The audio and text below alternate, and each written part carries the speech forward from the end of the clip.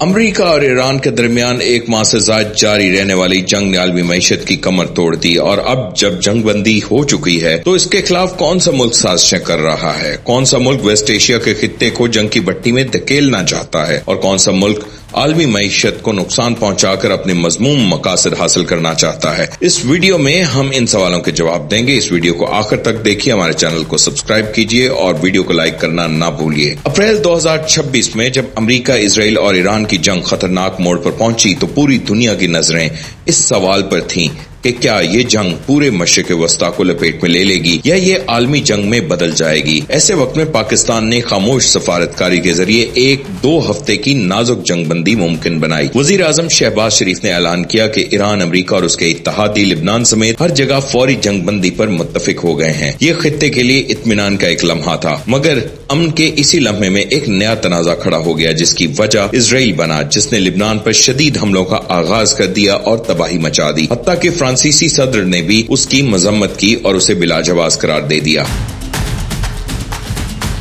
ایرانی وزیر خارجہ عباس اراغچی نے شہباز شریف کی جنگ بندی کے پہلے ٹویٹ، جس میں جنگ بندی کا اعلان کیا گیا تھا، کو کوٹ کرتے ہوئے واضح کیا کہ لبنان جنگ بندی کا حصہ ہے، اور اگر اسرائیل لبنان پر حملے جاری رکھتا ہے تو یہ جنگ بندی کی روح کے خلاف ہوگا۔ پھر چند ہی گھنٹوں بعد امریکہ نے موقف بدل لیا۔ امریکی نائب صدر JD وینس نے کہا کہ ایرانیوں نے غلط سمجھا، لبنان کبھی اس سیز فائر کا حصہ تھا ہی نہیں۔ اسی دوران اسرائیل نے لبنان میں شدید حملے جاری رکھے۔ یہیں سے سوال پیدا ہوا، کیا کچھ سپوائلنگ ایکٹرز جان بوجھ کر اس فریجائل پیس کو توڑنا چاہتے ہیں؟ اور پھر معاملہ صرف لبنان تک محدود نہ رہا۔ ایران کے بعد سرکاری اور نیم سرکاری ذرائع نے الزام لگایا کہ گزشتہ روز ایرانی تنصیبات، خاص طور پر لیون آئلینڈ ریفائنری پر جو حملہ ہوا، اس میں متحدہ عرب امارات کے میراج 2000 طیارے استعمال ہوئے۔ بعض دعووں میں یہ بھی کہا گیا کہ پہلے گرایا گیا چینی ونگ لانگ 2 ڈرون بھی اماراتی ملکیت ہو سکتا ہے۔ ایرانی میڈیا نے اس سے پہلے بھی دعویٰ کیا تھا کہ جزیرہ جاسک کے قریب ایک اماراتی میراج 2000 کو انٹرسپٹ کیا گیا، جسے تہران نے UAE کی ممکنہ شمولیت کا ثبوت قرار دیا۔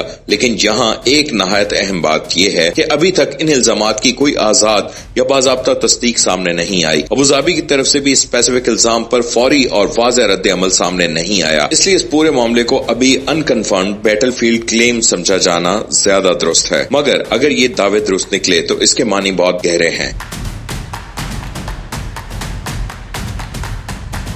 اس کا مطلب یہ ہوگا کہ سیز فائر کے پہلے ہی دن ایک نیا گلف فرنٹ کھل گیا اور کچھ علاقائی actors direct Iran US troops کو محدود رکھ کر براڈر ریجنل وار جاری رکھنا چاہتے ہیں۔ یہی وہ سپوائلر تھیٹر ہے جو اس کہانی کا اصل مرکز ہے۔ ایک طرف پاکستان ڈائریکٹ امریکہ ایران جنگ روکنے کی کوشش کر رہا ہے، دوسری طرف لبنان کے ذریعے اور خلیجی حملوں اور متضاد بیانات کے ذریعے اسی امن کو دباؤ میں لایا جا رہا ہے۔ اصل کہانی یہی ہے، امن آیا تھا مگر کچھ عناصر اسے وسیع علاقائی امن میں بدلنے نہیں دینا چاہتے۔ لبنان اور اب ممکنہ UAE اینگل دونوں اسی فریجائل پیس کے سٹریس پوائنٹس بنتے جا رہے ہیں۔ اگر یہ پریشر بڑھا تو اسلام آباد مذاکرات سے پہلے ہی جنگ بندی کا ڈھانچہ ہل سکتا ہے۔ مشرق وسطی میں کئی بار جنگیں صرف میزائلوں سے نہیں بلکہ غیر مصدقہ battle field claims, ambiguous language اور پراکسی سٹرائک سے دوبارہ شروع ہوئی ہیں، اور اس بار یہی سب کچھ ایک نازک امن کے گرد ہوتا دکھائی دے رہا ہے۔